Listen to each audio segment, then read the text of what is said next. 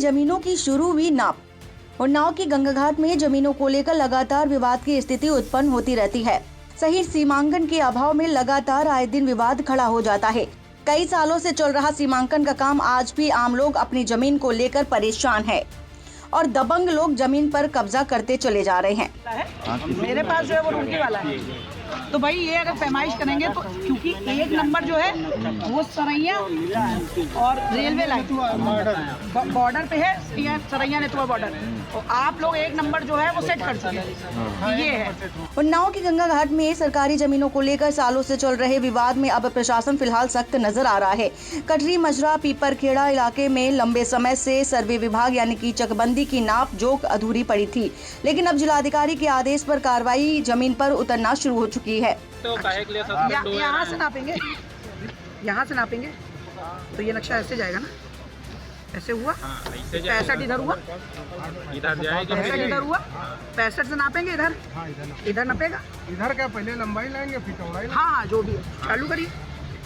उन्नाव के गंगा घाट क्षेत्र के मजरा पीपरखेड़ा एहतमाली में सरकारी और निजी जमीनों को लेकर विवाद लगातार सामने आते जा रहे हैं। सर्वे विभाग की नापजोख वर्षों से कागजों में ही घूमती रही, लेकिन हाल ही में एक शिकायत के बाद प्रशासन हरकत में आया है। बता दें कि शुक्लागंज निवासी दिव्या अवस्थी ने जिलाधिकारी गौरांग राठी को प्रार्थना पत्र देकर गाटा संख्या 417 और 418 में ग्राम समाज की भूमि को अलग अलग चिन्हित कराने और निजी भूमि का सीमांकन कराने की मांग की थी और इसी शिकायत के आधार पर जिलाधिकारी के निर्देश पर सहायक भू अभिलेख अधिकारी प्रशांत नायक ने टीमों का गठन कर मौके पर नाप के लिए भेजा था। मांग कुछ नहीं है। मंजरा पीपरखेड़ा गांव जो है 35 सालों से सर्वे में चल रहा है और हम लोगों का ज़मीन का काम है।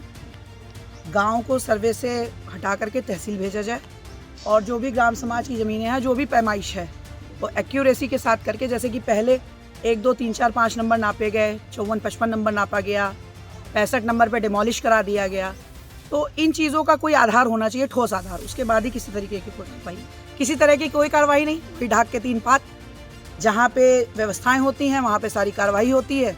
गरीबों के मकान गिरा दिए जाते हैं, ज़मीनें चिन्हांकित कर ली जाती हैं।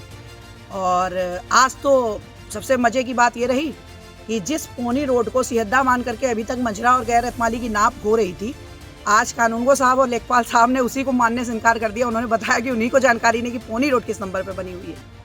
भूमि नंबर 417 और 454-55। नाप के दौरान विवादित गाटा नंबरों का सीमांकन किया जा रहा है ताकि ये साफ हो सके कि सरकारी जमीन कहां है और निजी जमीन कहां है।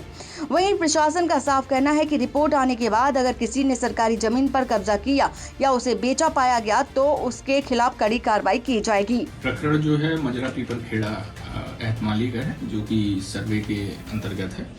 इसमें 2 गाटे हैं, गाटा संख्या 417 और 418। 417 सरकारी भूमि है, उससे सटी हुई गाटा 418 है। 418 में जिनका नाम है दिव्या अवस्थी, उनका एक प्रार्थना पत्र था जिलाधिकारी महोदय को कि हमारा गाटा नाप दें, और साथ साथ ये भी था कि 417 में सरकारी जमीन पे कुछ अवैध लोग काम कर रहे हैं तो उसकी नापी हो जाए। तो वही गाटा को नापने के लिए हमारे ने एक टीम बनाई है। टीम मौके पे अभी गई है, उसको नापेगी, देखेगी कि किसका क्या कहाँ पे कब्जा है। जैसा रिपोर्ट देगी, अगर किसी का अवैध कब्जा पाया जाता है तो उसके खिलाफ कार्रवाई करेंगे।